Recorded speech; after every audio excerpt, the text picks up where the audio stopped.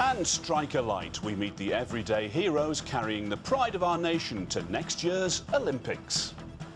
Now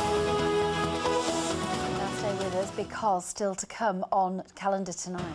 Lighting up next year's Olympics, we meet some of those across our region who've been chosen as torchbearers for the world's biggest sporting spectacle. All that's coming up a bit later. Of celebration for hundreds of people in our region who found out that they may well be taking part in an historic event. Yesterday, the London Olympic Committee revealed the winners of the Torchbearer scheme. These lucky few have the privilege of carrying the Olympic torch through towns and cities across the country in the run-up to the 2012 Games. Well, Charlie Garforth went to meet some of those who've been chosen. The war hero, the inspirational schoolboy, the youth worker, the sportsman and the fundraiser. Inspirational people with extraordinary stories, rewarded with the ultimate once-in-a-lifetime moment. Because of all your charity work and all of your help in the community, you will be carrying the Olympic torch. It was an assembly 12-year-old George Stocker won't forget in a hurry. He was the envy of his whole school when he received the news he'd been waiting for. George was just 9 when he was diagnosed with a brain tumour, but despite the gruelling treatment he endured, he still helped raise thousands of pounds for his favourite charity candlelighters. I did like fun runs and my sister formed a band, and when she did her gigs we always did collections. After about 2 years we racked a total of about 50,000. Extraordinary people tonight celebrating the remarkable journey they will take next summer. That felt quite emotional there, didn't it? It's coming, a lump it's in my coming. throat. And we must say congratulations to all the torchbearers who've been selected from our region. That was just a few of them. And George Stocker is with us now in the studio, along with his sister Kelly and his dad Roger.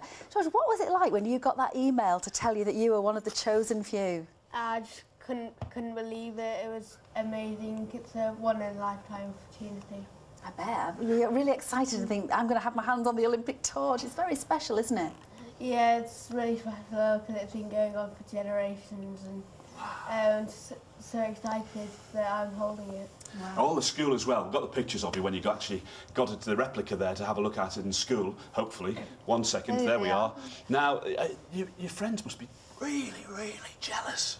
Yeah, they're all really, really pleased for me as well. Like all day at school, like, everyone's been saying, "Well done, George," patting me on the back, and just making me happy. Fantastic. Now, Kelly, you had the honour of actually taking that torch over to him. What was that like for you? Well, it was a bit embarrassing at first, getting up in front of everyone, but just when I got up there, it was just a feeling of pride. And yeah, and I'm not surprised you're proud, because ever since you had your brain tumour, George, your little brother, has raised so much money, hasn't he? How much has he raised now? yeah, he's raised just over 50,000.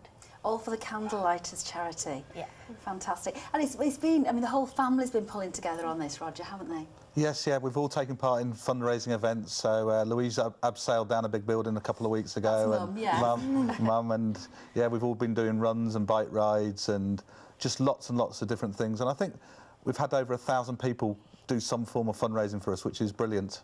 We first came across you at the Young Achievers, didn't we, when you were dressed up to the nines? There you are. How about that? What a smart lad you are. And that was at the Yorkshire Young Achievers. But as you say, you do lots of different events. And we can see the one that Christine was involved in starting up at Wetherby, which was setting off on the fun run there. And Dennis the Menace jumper, I think, as well, wasn't it? You were dressed as Dennis the Menace, George, weren't you? And it was a fun run up at Wetherby that also raised lots of money. I managed to somehow avoid running, didn't I? But I think the highlight, possibly, forget the Olympic torch. The highlight could be what you just did for us before we came on air tonight in our newsroom. Let's just take a look at this. 3, 2, 1. There you are. You switched on our Christmas tree in our newsroom with all the all the team there behind you, getting a pat on the head. Oh, you get a cuddle as well. yes, Just you when you do. switch it. Not your Thumbs hands up off. there. Thank you so much for doing And that. what obviously, what's the quick route? Very quickly, what's the route that you're doing? Do you know yet? I don't know yet, but it will probably be. It'll be on the Halter York. Oh, that's So it'll be fantastic. part of that. You must be very proud. Thank you very much. I tell you what, it'll be a bit warmer when you do it, George, than what it is Let's hope tonight. so. Here's Kerry with the weather. Kerry, that's it from us. Now it's the ITV News with Mark and Mary from all of us in the Calendar studio. Good night. We'll see you again tomorrow. Good night.